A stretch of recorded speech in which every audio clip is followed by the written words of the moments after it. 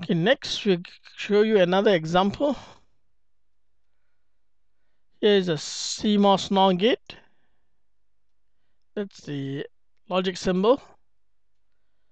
Now, when you're drawing a cell like this, you first draw the VDD and VSS rails. So you have the VDD rail and the VSS rail. That's made of metal. Then the next part is to draw the PMOS, P diffusion and the N diffusion active areas. So P diffusion active areas and diffusion active areas. Now to keep the pitch fixed, we need to keep the number of P diffusion and N diffusion, the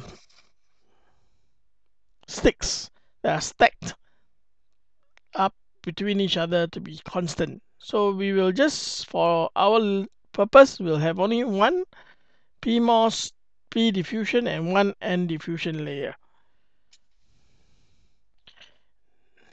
Okay, so the P diffusion will be for these two transistors, and the N diffusion will be for to represent these two.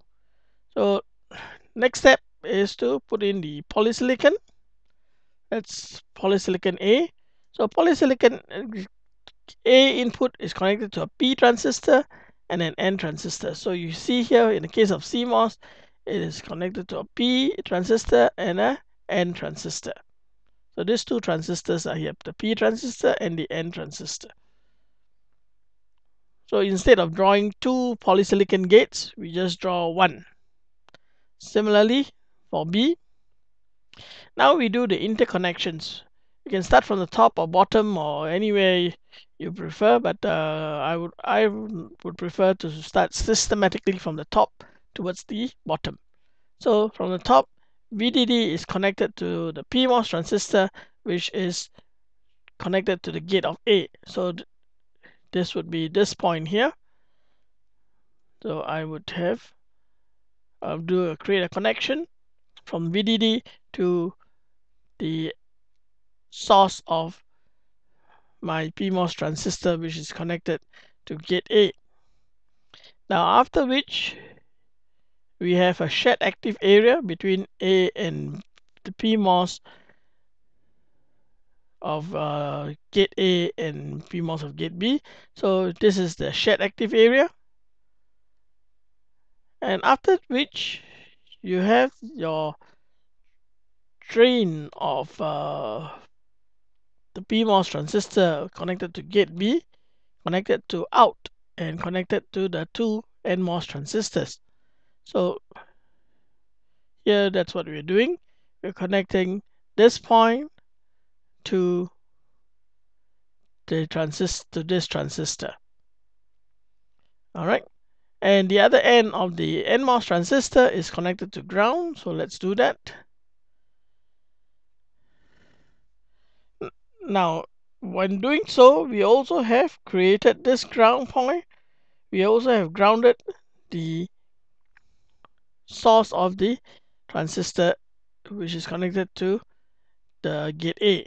So this point has already been done because of this. And finally, we connect the drain to out. So we connect the drain to out. Okay. So this is the stick diagram. Oh, not yet. There's one other thing that we need to do. The PMOS transistor needs to sit in an well. So let's do that. And we have the NOR gate. It's the stick diagram for the NOR gate. Okay, we'll leave this one for you. This is the complex gate. So you can draw the stick diagram. This would be a good test question. Okay, so we have completed doing the floor plan. Then after that, we have done the stick diagram. Now we need to to the third part in our full custom IC layout design. That is to add dimensions to our stick diagram. So here we have an example of an inverter, and here you have your stick diagram of the inverter. And here you look at all these arrows. These indicate the geometries that we need to put in. For example, this one here, what is the width of the metal, and here this is the spacing between this metal and this metal here. What is the width of the transistor? This width is obtained from the schematics. The length, the channel length of the transistor, the channel width of the N transistor, the size of the contact. So all this can either be found in the schematics or the design rules.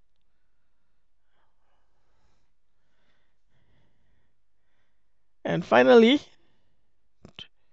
once we have gotten all the dimensions, we then go to the computer to draw our layout. Okay, so let's reiterate again. After having the final schematics from the designer, we will create a floor plan for the cell. Then we'll sketch a stick diagram to show the relative positions of the devices and the interconnects.